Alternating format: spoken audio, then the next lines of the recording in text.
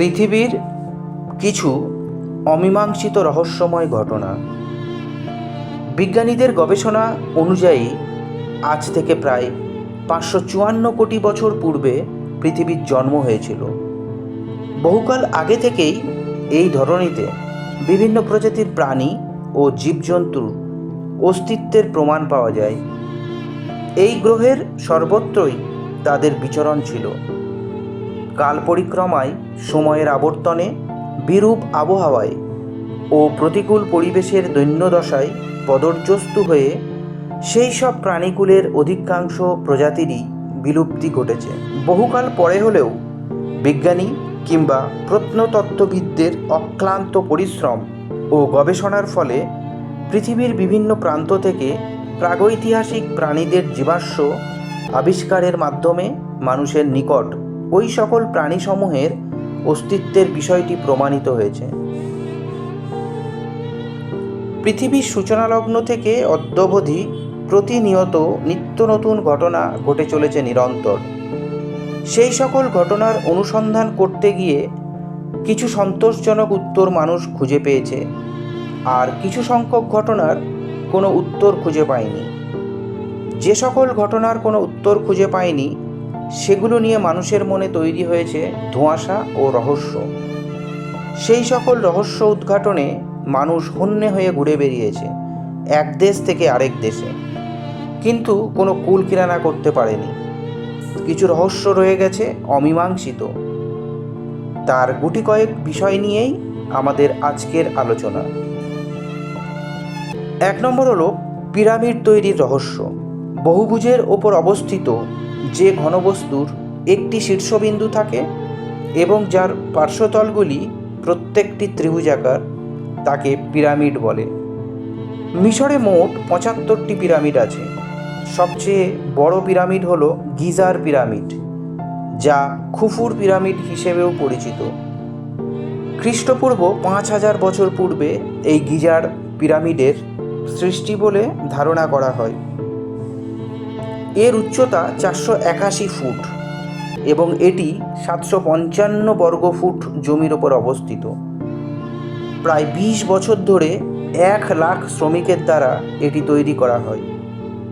এই পিরামিডটি তৈরি হয় বিশাল বিশাল পাথর দিয়ে, যার প্রত্যেকটির ওজন প্রায় 60 টন এবং দৈর্ঘ্য 40 ফুট। প্রযুক্তির ক্রমবর্ধমান উন্নতির ছোঁয়ায় বর্তমানে হয়তো এত ভারী পাথর উত্তোলনের যন্ত্র বের হয়েছে, কিন্তু প্রায় 7000 বছর পূর্বে যখন প্রযুক্তির কোনো ছোঁয়া ছিল না, সেই সময়ে এত ভারী পাথর দিয়ে কিভাবে এই পিরামিড নির্মাণ করা হয়েছিল সেই রহস্য আজও মানুষের নিকট অমীমাংসিত। 2 নম্বর, ভয়নিখের রহস্যময় পাণ্ডুলিপি। আজ থেকে 100 বছর আগে রহস্যময় এই পাণ্ডুলিপিটি পাওয়া যায়। পোলিশ আমেরিকান পুস্তক বিক্রেতা প্রত্নতাত্ত্বিক উলফ্রিড ভয়নিক 1912 সালে এক নিলামের মাধ্যমে এই পাণ্ডুলিপিটি ক্রয় করেন। উইলফ্রিড ভয়নিক এই পাণ্ডুলিপিটির মালিক হওয়ার জন্য এর নামকরণ হয় ভয়নিকের পাণ্ডুলিপি।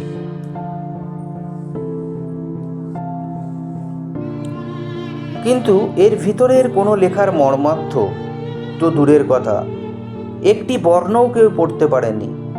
কি নেই এই পাণ্ডুলিপিতে?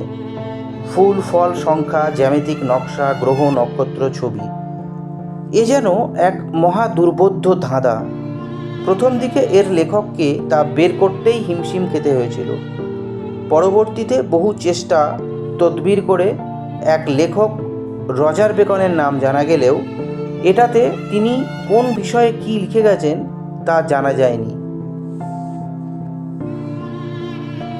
কেউ মনে করেন এটাতে তিনি সোনা তৈরির পদ্ধতি লিখে গেছেন, আবার কেউ মনে করেন এটাতে তিনি আত্মার গোপন রহস্য বলে গেছেন।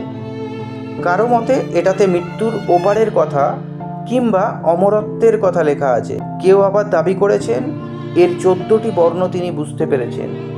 কেউ আবার এর 10টি শব্দ বুঝেছেন বলেও দাবি করেছেন, কিন্তু আজ অবধি কেউ এর পরিপূর্ণ মর্ম উদ্ঘাটন করতে সক্ষম হয়নি। এই পাণ্ডুলিপিটি মানুষের নিকট অমীমাংসিত রয়ে গেছে। 3 নম্বর, রহস্য দ্বীপ বাল্ট্রা দক্ষিণ আমেরিকার দেশ ইকুয়েডরের নিকটবর্তী 13টি দ্বীপ নিয়ে গঠিত গ্যালাপাগোস দ্বীপপুঞ্জ। তার মধ্যে একটি দ্বীপের নাম হলো বাল্ট্রা দ্বীপ। ওই দ্বীপপুঞ্জের 12টি দ্বীপ ঠিক থাকলেও বাল্ট্রা দ্বীপ শুধু ব্যতিক্রম। গ্রীষ্মকালীয় অঞ্চল হওয়ায় সেখানে প্রায় বৃষ্টিপাত হয়, কিন্তু আশ্চর্যজনক হলেও সত্য, বৃষ্টির এক ফোঁটাও বাল্ট্রা দ্বীপে পড়ে না। এই দ্বীপে অবস্থান করার সময় অভিযাত্রী নাবিকদের কম্পাস অস্বাভাবিকভাবে স্থির হয়ে থাকে, অথবা শুধু একদিকে কাত হয়ে থাকে, অথবা ভুল দিক প্রদর্শন করে। প্লেনে থাকাকালীন সময়েও একই আচরণ করে, এখান থেকে চলে গেলে আবার ঠিক হয়ে যায়। এই দ্বীপে কোনো গাছ কিংবা পশু পাখি নেই। উড়ন্ত পাখিরা উড়ে এসে বাল্ট্রার কাছে এসে আবার ফিরে যায়, যেন কোনো অদৃশ্য দেওয়ালে বাধা পড়ে। অনেকে মনে করেন এই দ্বীপে অস্বাভাবিক কোনো শক্তির অস্তিত্ব রয়েছে, তবে আজ পর্যন্ত কেউ এর কোনো সুরাহা করতে পারেনি। 4 নম্বর, রহস্যময় লক নেস মনস্টার। এটি স্কটল্যান্ডের লক নেসে বসবাসকারী অনেক বড় অদ্ভুত প্রাগৈতিহাসিক ড্রাগন আকৃতির পাখাওয়ালা একটি প্রাণী। সর্বপ্রথম 1933 সালে এক দম্পতি এই দানবটি দেখতে পায়।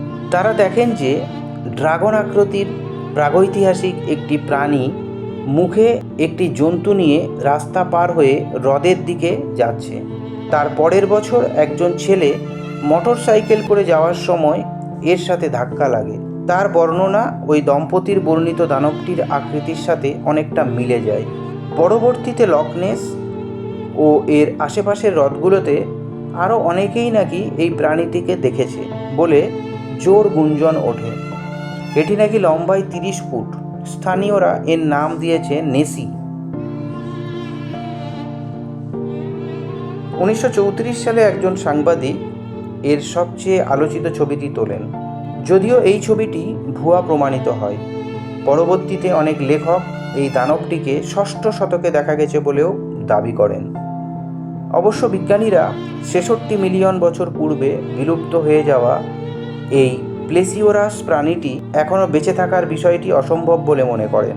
1970 সালে লক নেসের তলদেশে সাবমেরিন দিয়ে খুঁজেও এর কোনো অস্তিত্ব পাওয়া যায়নি। 1972 সালে রাইসন নামের এক ব্যক্তি কিছু যন্ত্রপাতির মাধ্যমে দুপাশে ডানাওয়ালা এই দানবটির অস্তিত্ব খুঁজে পান। 1984 সালে এক প্রকৌশলী একে সাঁতার কাটতে দেখেন। সর্বশেষ 2011 সালে এর অস্তিত্ব অনুভূত হয়। বিজ্ঞানীরা অনেক গবেষণা করেও এর কোনো কুল কিনারা করতে পারেননি। বিজ্ঞানের এই স্বর্ণ সময়ে এসেও দানব নেসি এক অপার রহস্য হয়েই রয়েছে। নেতাজির অন্তর্ধান রহস্য। ভারতের স্বাধীনতা সংগ্রামের কিংবদন্তি নেতা নেতাজি সুভাষচন্দ্র বসুর জন্ম 1897 সালে। আজীবন ব্রিটিশ সাম্রাজ্যের বিরুদ্ধে সংগ্রামী এই নেতা ব্রিটিশ সরকার কর্তৃক 11 বার কারারুদ্ধ হয়েছিল। 1945 সালের 18 আগস্ট জাপানের অধিকৃত ফরমাসো, বর্তমানে তাইওয়ান দ্বীপে অধিক যাত্রীবাহিত বিমান দুর্ঘটনায় মারাত্মকভাবে পুড়ে গিয়ে তার দেহাবসান হয়। কিন্তু অনেকে মনে করেন নেতাজি সুভাষচন্দ্র বসু ওই বিমান দুর্ঘটনায় মৃত্যুবরণ করেননি। অনেকে দাবি করেন ভারতের স্বাধীনতার পরেও নাকি তাকে দেখা গেছে। অনেকে আবার বলেন ভগবানজি ও গুমনামি বাবাই হলেন নেতাজি। যদিও ব্যাপারটি স্পষ্ট নয়, তার অনেক ভক্ত মনে করেন তিনি আজও জীবিত আছেন। তার অবশ্য যথেষ্ট কারণও আছে। কারণ হলো কিছুদিন পূর্বে ভারত সরকার কর্তৃক নেতাজির কিছু ফাইল উন্মুক্ত করা হয়, যাতে দেখা যায় ভারতের স্বাধীনতার পরেও নেতাজি জীবিত ছিলেন। এমনকি বর্তমানে জাপানের রেনকোজি মন্দিরে রাখা নেতাজির চিতাভস্ম পরীক্ষা করে বোঝা যায় এগুলো তার নয়। সেই সাথে আজাদ ফৌজ বাহিনীর 107 বছর বয়সী এক সদস্য সাম্প্রতিক সময়ে দাবি করেন যে ওই বিমান দুর্ঘটনার 4 মাস পরেও তিনি মিয়ানমার থাইল্যান্ড সীমান্তে নেতাজিকে নামিয়ে দিয়ে এসেছিলেন। এ সকল কারণে নেতাজির অন্তর্ধান রহস্য আরও ঘনীভূত হয়। আর তাই নেতাজির অন্তর্ধানের প্রায় 80 বছর হয়ে গেলেও তার মৃত্যুর বিষয়টি বিশ্ববাসীর নিকট আজও রহস্য।